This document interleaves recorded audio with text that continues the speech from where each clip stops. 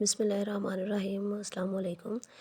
Math ninth class science group chapter number 5 है। हम उसका चैप्टर नंबर जो 5 है फैक्टराइजेशन, क्वेश्चन नंबर 2 फैक्टराइज। अब क्वेश्चंस को फैक्टराइज करना होता है डिफरेंट तरीक़ों से। फैक्टराइजेशन के डिफरेंट मेथड्स होते हैं। पिछले क्वेश्चन में आप देख सकते हैं कि उसमें फैक्टराइजेशन मेथड जो है वो डिफरेंट था, इसमें डिफरेंट है। अब इसमें मेरे पास पार्ट जो 1 है उसमें 4 मेरे पास वैल्यूज़ दी हुई हैं।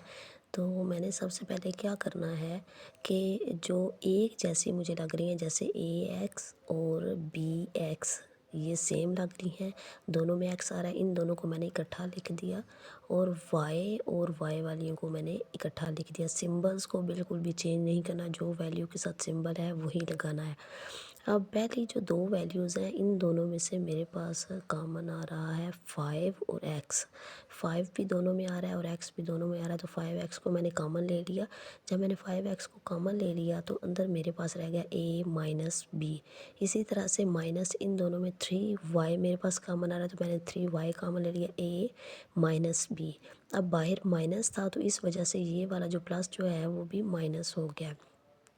अब मेरे पास दो टर्म्स आ गई है, एक a माइनस बी और एक 5x माइनस 3y, तो उनको मैंने इकट्ठा करके यहाँ पे आंसर लिख लिया है। इसी तरह जो पार्ट 2 है वो भी बिल्कुल पार्ट 1 की तरह है, उसको मैंने नहीं किया, तो मैं पार्ट 3 पे आ गई हूँ। पार्ट 3 में भी मेरे पास इसी तरह से वैल्यू दी हुई हैं, 4 वैल्यूज़ दी हुई हैं मैंने साइक्लिक ऑर्डर से।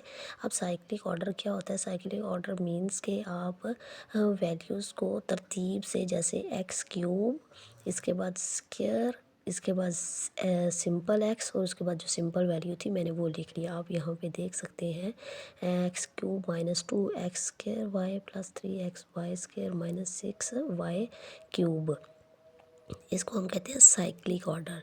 अब जो फर्स्ट दो वैल्यूज़ थी उनमें मेरे पास एक्स स्क्वायर, अगर मैं ले लूँ इन दोनों को मैं एक्स स्क्वायर पे डिवाइड करूँ, एक्स स्क्वायर बाहर आ गया। अब यहाँ से एक्स क्यूब था, यहाँ से एक्स स्क्वायर निकल गया तो अंदर एक एक्स रह गया, माइनस इसी तरह से यहाँ पे 2y रह गया। यहाँ पे इन दोनों में कॉमन मेरे पास आ गया है 3y स्क्वायर, अंदर रह गया एक्स माइनस 2y।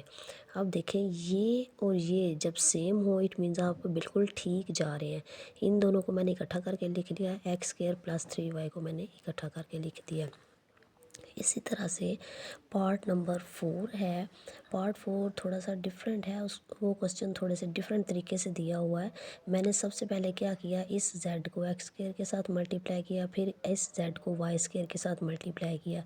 इसी तरह x को इन दोनों वैल्यूज़ के साथ मल्टीप्लाई करने के बाद मैंने बाय साइक्लिक ऑर्डर, पिछले क्वेश्चन की तरह मैंने साइक्लिक ऑर्डर में इनको किया।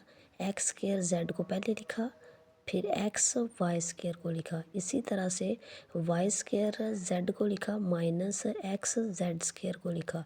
अब इन दोनों में मेरे पास कॉमन आ रहा था एक्स, इन दोनों में मेरे पास कॉमन आ रहा था जेड।